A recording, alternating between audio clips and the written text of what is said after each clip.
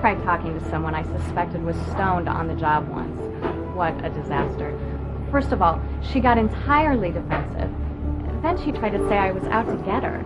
And finally, she just started crying. What am I supposed to do in a situation like that? No doubt about it. Talking to someone about drug and alcohol use can raise some strong emotions. One of the most difficult things you may have to do is keep a meeting like this moving forward and not get sidetracked or swayed by emotional responses. Keep the tone formal.